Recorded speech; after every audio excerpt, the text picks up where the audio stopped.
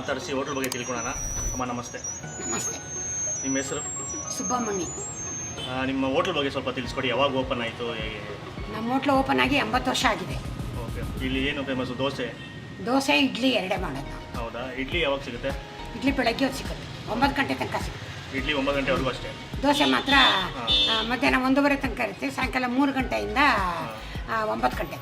9 ಗಂಟೆ close ಮಾಡ್ಬಿಡ್ತೀರಾ. So ರಜಾ ದಿನ ಏನಾದರೂ ಇದೆಯಾ? ಬುಧವಾರ ರಜೆ. ಬುಧವಾರ ರಜಾ ಅಲ್ಲ? Thank you.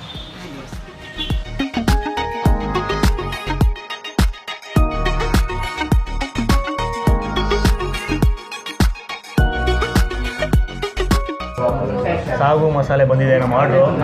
ಸೊ ಸ್ಟಾರ್ಟ್ ಮಾಡೋಣ. ಬೆಣ್ಣೆ ಕೊಟ್ಟಿರ್ತಾರೆ, ಕರ್ಗೋಯ್ತು ಮೇಲ್ಗಡೆ ಹಚ್ಕೊಂಡು. ನಮ್ಮದು ಚಟ್ನಿ ಹೋಗ್ಬಿಟ್ಟಿದೆ, ಬೆಣ್ಣೆ.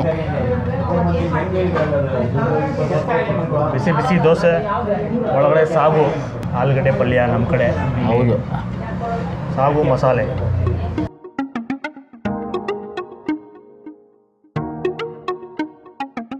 ಸಕ್ಕತ್ತಾಗಿದೆ. ನಾನು ಬರೀ ಸ್ಪಾಂಜಿಯಾಗಿ ಫಸ್ಟು ಸಾಗು ಜೊತೆಗೆ ಟ್ರೈ ಮಾಡಿಬಿಡ್ತೀನಿ, ಯಾಕಂದರೆ ನಮ್ಮ ಕಡೆ ಎಲ್ಲ ಪಲ್ಯ ಹಾಕೊಂಡು ತಿಂತಾ ಇರ್ತೀವಿ. ಇಲ್ಲಿ ಡಿಫ್ರೆಂಟಾಗಿ ಸಾಗು.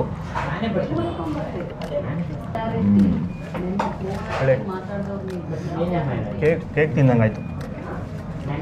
ಲೈಟ್ ಕ್ರಿಸ್ಪಿ ಲೈಟಾಗಿ.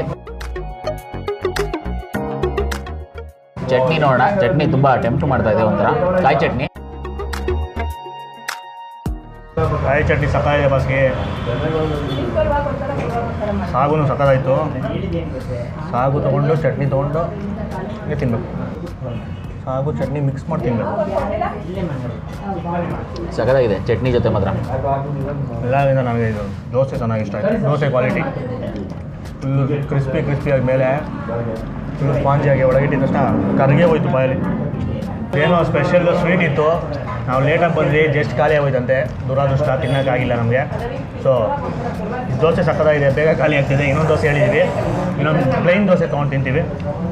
ಇದು ಮಾತ್ರ ಲಿಟ್ರಲಿ ಸಕ್ಕತ್ ಬಾಯಲ್ಲಿ ಮೆಲ್ಟ್ ಆಗೋಯ್ತು. ಅಷ್ಟು ಸಾಫ್ಟ್ ಆಗಿದೆ ಆ್ಯಕ್ಚುಲಿ. ಸಕ್ಕತ್ತಾಗಿದೆ. ನೀವು ಒಂದು ಸ್ವಲ್ಪ ಸಾಗು ಮತ್ತು ಚಟ್ನಿ ಎರಡು ಕಾಂಬಿನೇಷನ್ನು ಮಿಕ್ಸ್ ಮಾಡಿಕೊಂಡು ಒಂದು ಡಿಫ್ರೆಂಟ್ ಫ್ಲೇವರೇ ನಿಮ್ಗೆ ಸಿಗುತ್ತಿದ್ರಲ್ಲಿ.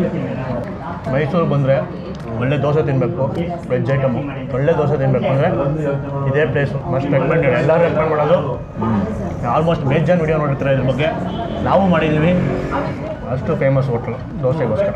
ನಾವು ಇಲ್ಲಿ ಬಂದೇ ಬನ್ನಿ, ಒಂದು ಸ್ಟಾಪ್ ಕೊಡಲೇಬೇಕಿಲ್ಲಿ ಬೆಳಗ್ಗೆ ಟಿಫನ್ಗೆ. ನಾವು ಮಧ್ಯಾಹ್ನ ಬಂದಿದ್ದೀವಿ, ಬೆಳಗ್ಗೆ 6 ಗಂಟೆ 6:30ಗೆ ಟಿಫನ್ ತಿಂದಿರೋದು. ಮತ್ತೆ ಅಷ್ಟೇ ಹಸಿದ್ಬಿಟ್ಟು, ಅದಕ್ಕೆ ಇವಾಗ 11 ಗಂಟೆಗೆ ಬಂದಿದ್ದೀವಿ.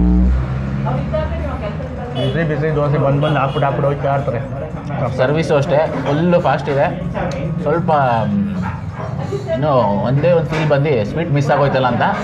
ಸೊ ಇರಲಿ, ಅದಕ್ಕೋಸ್ಕರ ಇನ್ನೊಂದು ಸಲ ನೋಡೋಣ. ಇನ್ನೂ 3 ದಿನ ಇರ್ತೀವಲ್ಲ, ಯಾವುದಾದ್ರು ಒಂದು ದಿವಸ ಬಂದು ಟ್ರೈ ಮಾಡೋಣ. ಮತ್ತೆ ಇದು ಸೆಕೆಂಡ್ ರೌಂಡ್. ಭಾಸ್ಕರ್ ಅವ್ರು ಆಗಲೇ ಸ್ಟಾರ್ಟ್ ಮಾಡಿಬಿಟ್ಟಿದ್ದಾರೆ. ಫಸ್ಟ್ ರೌಂಡ್ ಮುಗಿಸ್ಬಿಟ್ಟು ಆಲ್ರೆಡಿ ಸೆಕೆಂಡ್ ರೌಂಡ್ಗೆ ಪ್ಲೇನ್ ದೋಸೆ, ಅದ್ರ ಜೊತೆಗೆ ಬೆಣ್ಣೆ ಹಾಕಿದ್ದಾರೆ ಮೇಲೆ. ಫುಲ್ಲು ಬಿಸಿ ಹಾಟ್ ದೋಸೆ. ಸೊ ದೋಸೆನ 2 ಸಲ ಕಂಟಿನ್ಯೂಸ್ ತಿಂದೋದು ಇದೇ ಫಸ್ಟ್ ಟೈಮ್. ಹಾಗಾದ್ರೆ ತಿನ್ನಬೇಕು ಅನಿಸ್ತದೆ, ಸಕಲಾಗಿದೆ. ಅದಕ್ಕೆ ನಾರ್ಮಲಾಗಿ ಹೋದರೆ ಒಂದು ದೋಸೆ, ಆಮೇಲೆ ರೈಸು, ಆಮೇಲೆ ಕಾಫಿ ಕುಡಿದು ಮುಗಿಸ್ತೀವಿ. ಬಟ್ ಇಲ್ಲಿ ದೋಸೆನೇ 2 ಸಲ ತಿಂತಾರೆ. ಸಕಲಾಗಿದೆ, ಅಷ್ಟು ಚೆನ್ನಾಗಿ. ಒಲೆಯಲ್ಲಿ ಮಾಡೋದು, ಅದು ಒಲೆಯಲ್ಲಿ ಮಾಡೋ ಐಟಮ್ಸ್ ಎಲ್ಲ ಒಂಥರ ಡಿಫ್ರೆಂಟೇ. ನಾರ್ಮಲ್ ಸ್ಟವ್ಗಿನ್ನ ಒಲೆಯಲ್ಲಿ ಮಾಡೋ ಐಟಮ್ಸು ಟೇಸ್ಟೇ ಬೇರೆ ಥರ ಇರುತ್ತೆ, ಫ್ಲೇವರ್ಸು. ತುಂಬ ಚೆನ್ನಾಗಿ ಹಾಕಿ ಮಾಡಿದ್ದಾರೆ, ತುಂಬ ಮಜಾ ಕೊಡ್ತಾಯಿದೆ. ನೀವು ಮೈಸೂರಿಗೆ ಬಂದರೆ ದೋಸೆ ಸಕ್ಕತ್ತಾಗಿರೋ ದೋಸೆ ತಿನ್ನಬೇಕು ಅಂದರೆ ಈ ಪ್ಲೇಸ್ನ ರೆಕಮೆಂಡ್ ಮಾಡ್ತೀವಿ. ಇಲ್ಲಿ ಬನ್ನಿ, ಟೇಸ್ಟ್ ಮಾಡಿ. ಸಕ್ಕತ್ತಾಗಿ ಇಷ್ಟ ಆಗುತ್ತೆ. ಮತ್ತು ಸೂಪರಾಗಿತ್ತು, ಅಲ್ಟಿಮೇಟ್ ಆಗಿತ್ತು. ಈ ಥರ ತಿಂದಿಲ್ಲ ಎಲ್ಲೂ, ಸಕ್ಕತ್ತಾಗಿತ್ತು. 2 ಸಲ ತಿಂದಿದ್ದೀವಿ ಅಂದರೆ ಅದೇ ಹೇಳುತ್ತೆ ಹೆಂಗಿದೆ ಅಂತ ಟೇಸ್ಟ್.